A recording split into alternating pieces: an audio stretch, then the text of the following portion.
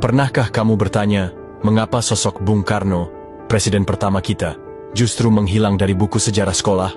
Mengapa pidato-pidatonya tak pernah diajarkan, hanya disinggung sekilas, lalu dilupakan?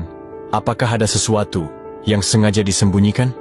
Hari ini, kita buka tabir yang sudah terlalu lama ditutup. Tahun 1963, Bung Karno berdiri di atas podium. Dengan suara lantang, ia berkata, "Hancurkan koruptor, mereka adalah pengkhianat bangsa, yang makan uang rakyat, lebih berbahaya dari penjajah." Tapi coba cari pidato itu di buku sejarah kita. Kamu tak akan menemukannya. Karena setelah beliau dilengsarkan, banyak pidatonya disensor, suaranya dibungkam, pesannya dihapus. Bung Karno tahu, ada elit yang rela menjual bangsa demi kekuasaan dan kekayaan. Ia berkata, "Penjajahan modern bukan datang dengan senjata, tapi dengan utang, kontrak, dan ekonomi. Dan lihatlah sekarang, sumber daya kita dikeruk, utang menggunung, korupsi tak kunjung henti." Bung Karno sudah mengingatkan, tapi siapa yang mendengar? Bahwa membangun satu negara, membangun ekonomi. Tahun 1964, Bung Karno memperkenalkan Trisakti, 3 pilar yang bisa jadi fondasi negeri ini. 1. Berdaulat dalam politik, artinya Indonesia harus bebas menentukan arah politiknya sendiri, tanpa campur tangan asing. 2. Berdikari dalam ekonomi, artinya ekonomi bangsa harus mandiri, tidak bergantung pada negara lain. 3.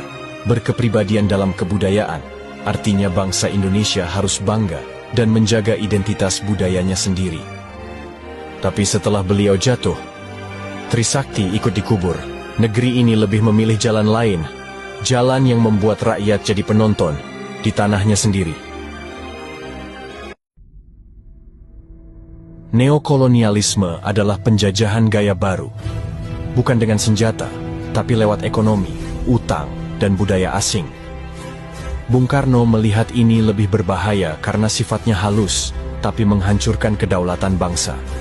Ia menyerukan agar Indonesia tidak tunduk pada kepentingan asing, tidak tergantung pada utang luar negeri, dan mampu berdiri di atas kaki sendiri. Pesan ini relevan hingga kini, saat kekayaan alam dikuasai asing, dan kebijakan ekonomi sering dipengaruhi pihak luar.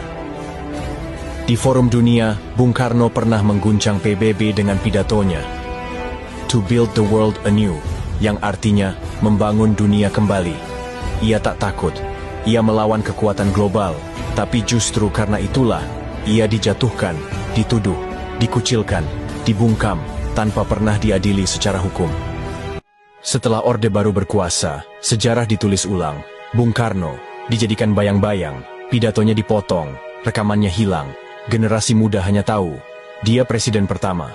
Padahal, Bung Karno adalah proklamator, visioner, pemimpin gerakan dunia ketiga, pejuang sejati. Sejarahnya dimutilasi, supaya kita lupa siapa dia sebenarnya.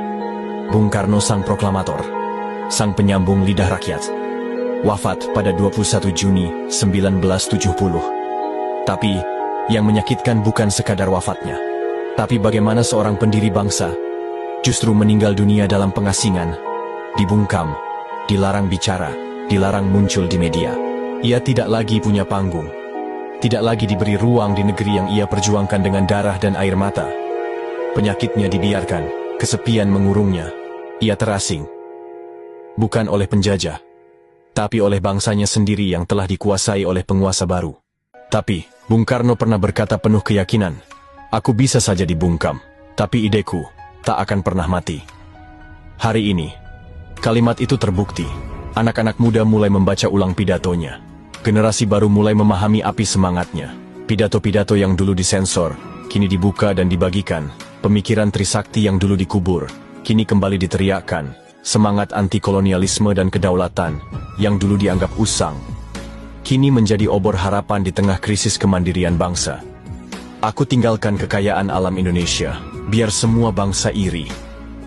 Tapi jagalah itu, jangan sampai jadi alat penjajahan gaya baru." Kita bukan pemuja masa lalu, tapi jika sejarah Bung Karno disembunyikan, maka masa depan kita bisa dikhianati dengan cara yang sama, karena revolusi belum selesai. Jika kamu percaya bahwa suara Bung Karno masih relevan hari ini, Jika kamu ingin bangsa ini bangkit dan sadar, bagikan video ini, tulis pendapatmu di kolom komentar. Karena sejarah tak boleh dibungkam sekali lagi. Mari hidupkan kembali semangat Bung Karno untuk Indonesia yang benar-benar merdeka.